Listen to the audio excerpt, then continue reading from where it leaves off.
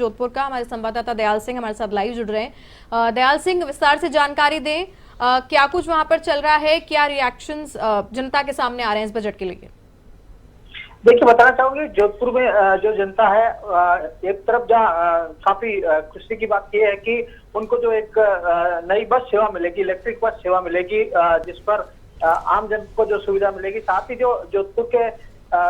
खिजरली जो शहीद अमृता देवी पार्क है, वहां के लिए एक योजना जो बनी है म्यूजियम बनाने की, पेड़ पौधों की, जो देसी पेड़ पौधे उनकी, तो निश्चित तौर पे यह खुशी का माहौल है। जिस तरह से ये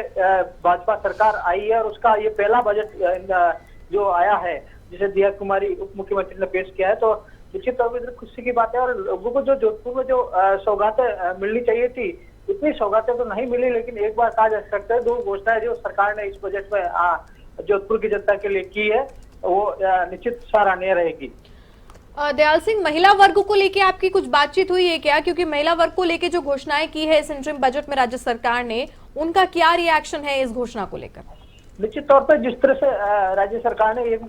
महिलाओं के लिए जो एक योजना निकाली, जो एफडी करवाने की बात कही, उसमें निश्चित तौर पर महिलाओं को फायदा होगा। जिस तरह से महिलाओं के लिए जो सेल्फ डिफेंस के लिए जो घोषणाएं हुई है, जिस तरह की टास्क फोर्स बनाकर उनको जो ज्यादा से ज्यादा महिलाओं को खुद को सुरक्षा के लिए मजबूत करने के लिए जो प्रशिक्षण दिया जाता है, वो उसको बढ़ावा देगी सरकार, जिससे कि जितनी भी पिछली सरकार पे जो महिलाओं के साथ अपराध हुए हैं, उन अपराधों में कमी आ सके, इसके लिए सरकार एक बार इस बजट में जरूर कुछ नया लेके आई। जिस तरह से जो भाजपा सरकार ने पिछली सरकार को घेरा था, तो कानून व्यवस्था के नाम पे घेरा था। साथ ही बताना चाहूंगा, इस जो बजट में आम जन को जो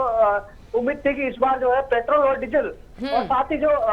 दालें हैं, सब्जियां हैं, इनके भावों में कुछ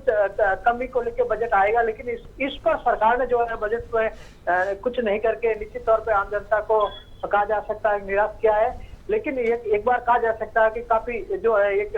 बैलेंसिंग जो बजट इस बार पेश किया गया है। जी दयाल सिंह, ओवरऑल रिएक्शंस की अगर बात की जाए, चाहे वो व्यापार मंडल हो, चाहे महिला तबका हो, युवा हो या फिर किसान वर्ग हो, क्योंकि पूर्व मुख्यमंत्री अशोक गहलोत का क्षेत्र है जोधपुर, तो ऐसे में वहां की जनता क्या खुश है क्या इस बजट को देखकर? क्योंकि गहलोत का क्षेत्र रहा है, तो जाहिर सी बात है कि वहां पे जो रिएक्शंस आ रहे हैं वो काफी इंपॉर्टेंट हो जाते हैं। निश्चित तौर पे जिस तरह के अशोक गहलोत का बजट रहता है, उसमें और भाजपा के बजट में बहुत ही अंतर है। जिस तरह से इस बार जो टैक्सेस में छूट की बात करें, तो एक बार जो भूमिकर जो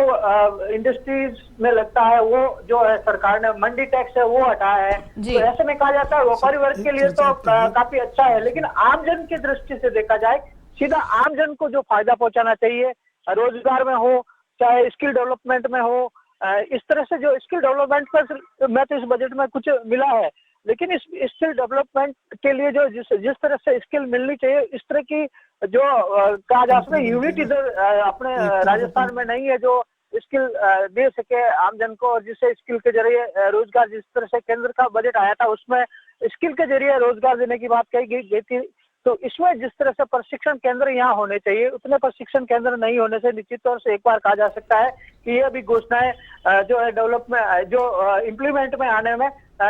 इनको जो है धरातल पे लाने में समय लगेगा सरकार को।